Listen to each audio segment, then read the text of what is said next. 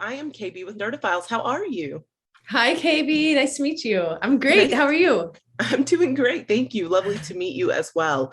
So I will dive right in. Can you talk a little bit about the challenges of taking this novel and kind of wanting to leave some of the core things that made people love the book in there while also adapting it as its own creative kind of body of work for the screen? Well, it's so funny. I first came to the film, it was already a script. So it had already been adapted when I got onto the project. Jandy Nelson had made an adaptation of her own book, and I was in love with the script. All the changes that she made, I agreed with. and and if anything, actually, I fell in love with so many of the poems in the book. She has all these gorgeous poems. And so we did end up pulling a few more lines from her book into the movie and to stick into the voiceover in various sections, because I was just like, this is too juicy. We need to put this in the movie. But also, yeah, the main thing we changed, if anything, was uh we there was a lot of animation written into the script, and I wanted to do practical effects. I wanted to put the actors' bodies into play more. So the roses were supposed to come to life around Lenny and Joe as they listened to music, and we decided to have the roses, like, I was like, can this be a dance sequence? And so we had the roses be played by dancers who were actually dancing around them, and then ultimately the two actors dance. And so really enjoyed turning that around like that. Yeah.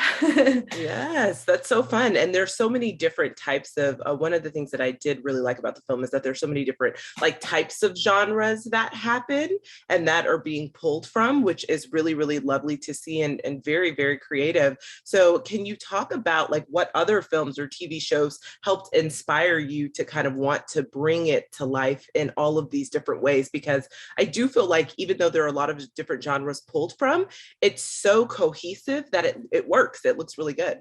Oh, thanks. We were really inspired by Amélie, the Jean-Pierre Jeunet film, and I loved that film when I saw it. I remember walking out of the theater saying, I feel more alive and more curious and more free. And I wanted the audience of this movie to have a similar experience. So that was a big inspiration. Babe is my favorite movie of all time, about the little pig. So that was a bit of an experience, an inspiration. Just all the little fun details in that movie. And but yeah, I had a lot of conversations with our terrific cinematographer, Ava Burkowski, about different kind of styles and lensing and ways to sort of make the world feel really open and safe with these wide open lenses. And then to have the world kind of close a bit when she's in the scenes with Toby, that it feels a little bit more raw, that we did a lot of that handheld. So we tried to mix these different styles in a way that also was true to her experience, that she's feeling really raw when she's with Toby and her grief.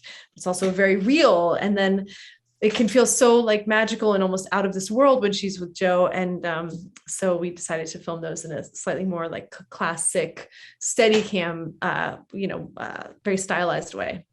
Well, yeah, I mean, I think it translates so well. It's really kind of beautiful to see how through the grief and through the pain, she does find light, and that translates well on screen for sure. And I too love Babe. I used to watch it like almost every weekend. So yes, when I was little, I used to watch it all the time. Um, Yes. but yes, so thank you so much for chatting with Nerdophiles. Really appreciate it. Thanks, KB. Nice to meet you.